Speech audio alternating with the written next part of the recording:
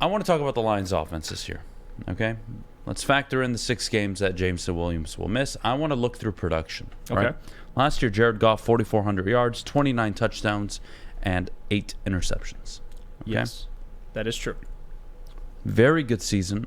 Top 5 in yards, top 5 in touchdowns, top 7 in passer rating. He had a very good season. What does that look like this year? So I want to start with Jared Goff. Jeff, your projection for Jared Goff this year? I think he'll be right around the same touchdown number, just more interceptions, to be honest with you. I could see a season, because again, you're not going to have Jam with the first 6 games. I do think that affects it because he's your big playmaker. So without him, with this offense, they're going to want to run the ball more till he gets back.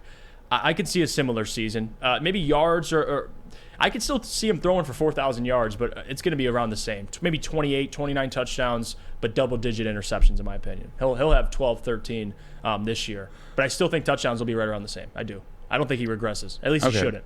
So in my perfect world, when I'm thinking of, okay, they're a division-winning team, 11-win team, defense is better, I think they run the ball more. Yeah. I think they run the ball more effectively. David Montgomery has his first 1,000-yard season. I think that you can lock it up. I think he'll probably go for 1,100 yards if I were to put my money on him. Anywhere between 1,050 and 1,100, I think, is what David Montgomery's going to go for. Mm-hmm. You're going to have Jahmyr Gibbs run for likely another 400 to 600. Tough for me to gauge because the reports in OTA so far, they're lining him up everywhere. They're excited about Jahmyr Gibbs. So maybe he's just a pass-catching threat. We'll see. But I look at Jared Goff. Run game's going to be better. Offensive line, if healthy, should produce. You got Sam Laporta, Jahmyr Gibbs, Jameson Williams for 11 games. Amon-Ra St. Brown, Josh Reynolds, and company, right? I think the numbers are the same except with more interceptions. I would agree. I think he'll throw for 4,400 yards. He'll throw for 27 to 30 touchdowns. Maybe 31 is the most I'd give him. Yeah. And I think he'll throw 11 to 12 interceptions this year. I think that's just a given. In the NFL today, I think it's one of the most infuriating things. In a league where the average amount of passing attempts in the early 2000s compared to now is significant. You're throwing the ball 150, 200 more times per year than you used to. The more you throw the ball, the more opportunities you give for the defense to create a takeaway. The more opportunities you have to throw an interception.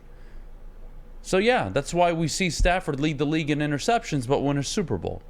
That's why we see some of these quarterbacks throw 11, 12, 13 interceptions and nobody blinks an eye because it's just part of the game. Do you want to be in the Trevor Lawrence, Patrick Mahomes range where you're only throwing 5, 6, 7, 8? Of course. Is that Jared Goff though? No. I think Jared Goff is more of the 11, 12, depending on how the games go. I think 11 to 12 is a fair number. Josh Allen threw 14 last year. He could also be in that Josh Allen cat, but also Josh is throwing 36 touchdowns. So again, what am I asking Goff to do this year? Yeah. Process information. Mm-hmm. I'm not asking him to go win me games. I'm asking him to manage games and be a good, stable quarterback. Well, by that objective, Jared Goff shouldn't throw the 11-12 number because his job is to protect the football. His job is to make the right reads.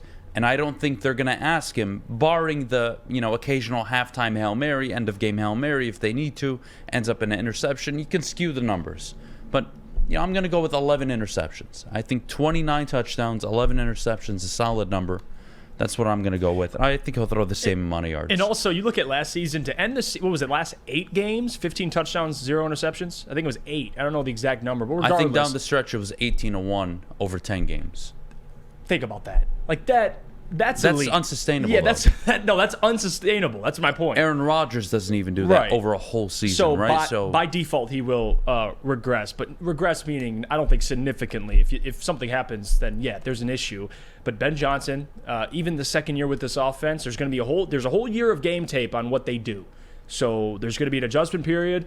Now you have Jared Goff coming back with the same OC, same quarterback coach. Mark Brunell's still there. So that's positive for Jared Goff. But I think he should be just as productive, especially if this offensive line can stay healthy. Amon-Ra stays healthy. Jamison gets back. You still got a plethora of wide receivers, guys that aren't go-to guys, but guys that can still come in and play their role. Reynolds, Khalif Raymond, and Would so you on and so agree forth. with me that David Montgomery's going to have his first 1,000-yard year since, 20? Well, he had a 1,000-yard year. Yeah. I'm So, saying- yes, since then. I think Yes. since his second year in the league. Yes, I would I'm agree. pretty sure it was. So I think so. that year he averaged, God, I hope I'm not wrong, 4.2, 4.3 yards a carry. I think that number will be a lot higher in Detroit. Way better offensive line, great break tackle ability. David Montgomery's going to have a very productive year. You thought Jamal Williams was productive? Yeah. David Montgomery's 5-10 times the running back Jamal Williams was. So I think you're going to have a different dynamic here. You're going to be ahead in games now. Mm-hmm. You're not going to ask Goff to throw so much. So where I struggle, and that's what we'll get to next, is Jahmyr Gibbs. I really, really don't know how to project him. I don't. And you give me player examples, I would love to hear. I tried pulling Matt Forte, Austin Eckler early on in their career, not in their prime, but early on, just pass-catching backs. Even Jamal Charles, right? It's tough. I couldn't find, not the comp, but I couldn't find the number that I was comfortable with. So what do I project him? 1,000 yards from scrimmage, I would hope. Oh, of course, yes. I spent the 12th overall pick on him. How do I achieve that? Is it 50-50, 500 yards rushing, 500 receiving? Is it 40-60, 400 rushing, 600 receiving? Because you're going to miss Jameson Williams the first 6 games of the year? That's where I struggle. Do I think 1,000 yards from scrimmage? Yes. Do I think 5 to 7, maybe even 8 touchdowns?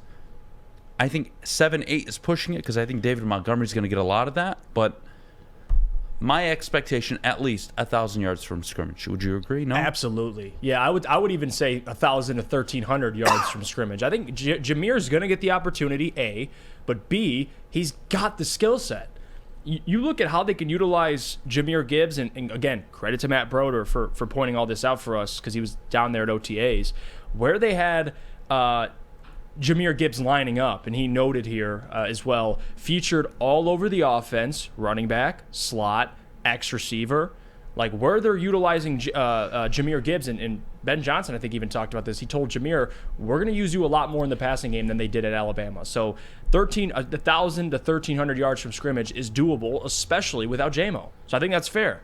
I don't know how to compare him either because even Alvin Kamara, who's a third-round pick, his rookie year, he had over 100 carries. He had 120 carries. He went for 700 and 800. So he went for well over 1,500 yards from scrimmage. I don't think he'll do that. So that's the problem there wasn't I have. David Montgomery in front of Alvin Kamara. They had Mark Ingram, but still, I think Eckler 1,300 is like max for me. Austin that's Eckler max. went undrafted, okay? Austin Eckler, his rookie year, didn't start any games, but, he was a second back. And I'm not saying Jahmyr's going to be the second back, but if you think along those lines, Austin Eckler is too low of a number for me. 260 yards rushing, 280 receiving. Mm-hmm. That's way too low. I didn't spend the 12th overall pick for undrafted production. Now you go to Jamal Charles, and then, now you're cooking. I think Jamal Charles, a great example. His first year in the league, 357 rushing, 300 receiving. Getting close to the 1,000 mark, but I think we have a happy medium here. There's Alvin Kamara, and then there's Jamal Charles, Austin Eckler. I think Gibbs has got to be somewhere in the middle. Lucas, I know you love Jahmyr Gibbs, so I'd love to hear what you think on this. Jahmyr Gibbs, 1,000 yards from scrimmage. Unlikely? Am I being unfair? Or is that a good number? No, I think it's completely fair just because the Jamal Charles, in my opinion, is the best comparison you can have. And I specifically think back to that game he had against the Raiders. I want to say it was like 2013, around then. But he had 4 receiving touchdowns and 1 rushing touchdown. I'm not expecting Jahmyr Gibbs to do that every week. But there's going to be plenty of times where we see David Montgomery in the backfield and Jahmyr Gibbs in the slot. Right. And when you do that, it's not only creating problems for the defense, it's creating more opportunity for Jahmyr Gibbs because he's a receiver and a running back. So, I think his floor has got to be 850 total yards. And total yards, I'd probably for the ceiling, I'd probably go 1,200.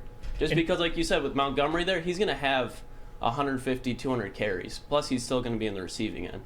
So And also to your point too about Jameer, where he's going to be. If you're in the slot and you're getting guys matched up against Jameer, linebackers, etc., the guy's going to get the football. And even if you go back, and I wanted to just check Mark Ingram because I brought up Kamara's stats, and again, not comparing the two players because they're a little different. Jameer's a little smaller than Alvin, but regardless, Mark Ingram in the year where Alvin Kamara had his rookie year, he went for 700 yards, had over 120 carries, or had 120 carries, 800 yards receiving. So 700 yards rushing, 800 yards receiving. Mark Ingram that year went for 1,100 yards and had over 200 carries. So that's a similar, I think, situation. Not that statistically. How many carries did Alvin Kamara get? That would be my question. 120.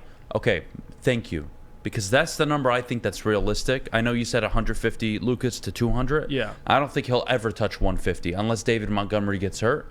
I think what you're going to see is 220 to 240 rush attempts for David Montgomery, maybe even more. And you're going to see anywhere from 90 to 120 for Jahmyr Gibbs. Right. And then you're going to see the 55, 60 targets in the receiving game that compensate for that. Mm-hmm. That would be my expectation. Yeah. And could he do the 700, 800? I don't think so. I don't think so either. But if he averages 5 yards a carry on those 100 touches, that's 500 yards rushing. If he averages 7, 8 yards on a reception, and he catches 40 balls, that's another 320 yards. So you're already at 820, and I'm being super, super, super conservative on that number. Mm-hmm. And by the way, I think the expectation has to be 1,000 yards from scrimmage. Not that you call him a bust or anything, but you're looking to get production out of a first-round pick. I mean, that's not crazy of me to say. No, you expect production. I mean, even for Kamara, he was a third-round pick. So for him to do what he did his rookie year, and the reason why I brought up the Saints' backfield in 2017 is because it's a similar mold. Mark Ingram, David Montgomery. Not that they're the same back, but what the role will be, getting a majority of the carries, that's what I'm comparing. And then Kamara, the luxury back, the guy you're going to use in the pass game, that's Jahmyr Gibbs. So again, before anybody freaks out about comparing the players, I'm not. Just the situation. I think it'll be similar for Jahmyr. You're right. Probably 8 to 10 carries a game, but more so in the receiving end. He's going to be dangerous. So there's a lot of talk about the rookies. There's a lot of talk about Goff. There's a lot of talk about the new players on the team that we've brought on to the Lions. Who returning to the Lions this year, what offensive player do you think is going to make the most progress in this offseason, coming off of last season, and will make the most difference this next year? Returning Josh Reynolds, because I'm not going to say Amon-Ra St. Brown. Because you know what he brings. I know, he's elite. Yeah. He's one of the 12 best receivers in the NFL. So do I expect Amon-Ra to go for 1,500? No. I don't think that's his game. I think his game is 90 to 110 catches and getting 10, 11 yards a pop, which is not even close to 1,500 yards. So, to me, Amon-Ra in a prime year is 1,200, 1,300 yards maybe at the most. Oh, yeah. I don't think more than that, given the nature of how he plays. And go Josh Reynolds. Yeah, because that's the tough, because even the guys that they're going to depend on more are new additions. So, like David, Jahmyr, Samuel Porta, these guys are all new. I would say those guys making an impact, but we'll see. Maybe one of those tight ends pop off. Maybe Samuel Porta takes a back seat. I don't know. Yeah, but he's not a returning player, right? Returning. Yeah, so